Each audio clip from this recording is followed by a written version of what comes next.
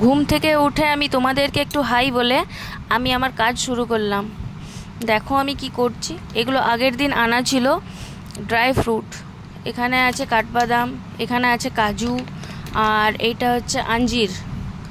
তো বিবেক এগুলো খায়, আমিও খাই মাঝে মধ্যে। আর এখানে কাঠবাদামটা জলে ভেজাবো বলে রেডি করে রেখেছিলাম।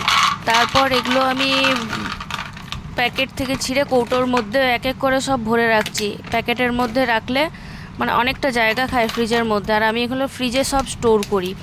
আর এই দেখো এই কাজুটা, এটা ফার্স্ট টাইম নিলাম গুড লাইফের, জানি না কেমন হবে, খেয়ে দেখতে হবে।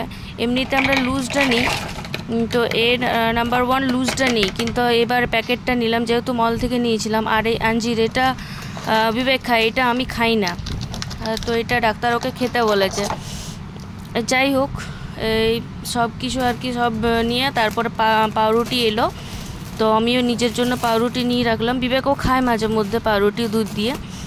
আর তারপরে এই যে বিবেকের জন্য খাবার, এটা ব্রেকফাস্ট, ওর জন্য রেডি করলাম আমি ওটস। হেলদি খাবার ও খায়, কিন্তু আমার হেলদি খাবার খেলে চলে না। আমার সেই দুধ আর চা, এটা আমার চাই। এটা হচ্ছে আমার খাবার, আমার এটা না হলে আমার চলে না দিন।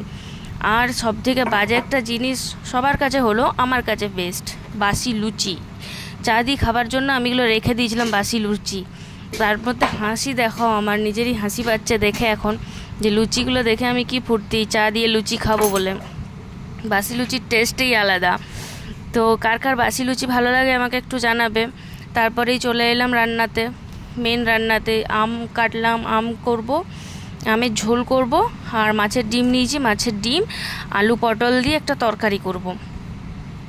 তো এটাই ভেবে রেখেছি। আর এখানে আমার ছিল কাঠবাদামগুলো ভিজানো, সেগুলো ভাবলাম এই মুহূর্তে রান্না বসানোর সময় একটু ছিলে খেয়ে নিই। তো যেই বলা সেই কাজ আর কি। এগুলো ছিললাম, ছিলে পরে আর এক এক করে খেয়ে নিলাম। আর একদিকে রান্না চাপিয়েছি আমি। তো খেলে আমি কাজু বাদাম আর কাঠবাদামটাই খাই, কিন্তু আজকে আমি কাজু বাদামটা ভুলে গেছিলাম খেতে। কাঠবাদামটা ছিল, সেটাই খেয়ে নিলাম। তারপরে এই মাছের ডিম মাখলাম, এটা বড়া করতে হবে। তো পেঁয়াজ, হলুদ, লঙ্কার গুঁড়া, নুন দিয়ে মেখে আর এই মাছের বড়া করে আলু পটলের মধ্যে মশলাটা ভালো করে কষিয়ে আর বড়াগুলো দিয়ে দিলাম। বাস এইভাবে আমি তরকারিটা করে নিলাম। আমি গরম খেলে চেষ্টা করি যাতে খুব কম মশলার মধ্যে রান্না হয়ে যায়, বেশি মশলা আমরা পছন্দও করি না খেতে। তো ওই রান্নাটা হয়ে গেল, আর এইখানের আমের ঝোলও হয়ে গেল। তারপর দেখো, এটা হচ্ছে ফাইনাল লুক ছিল রান্নাটার। খেতে হেভি টেস্ট হয়েছিল। আর এখানে ভাতের ফ্যান গালার জন্য উবড়ি রেখেছিলাম। সব রান্না আমার কমপ্লিট, এবার আমাকে খেতে হবে কিছু।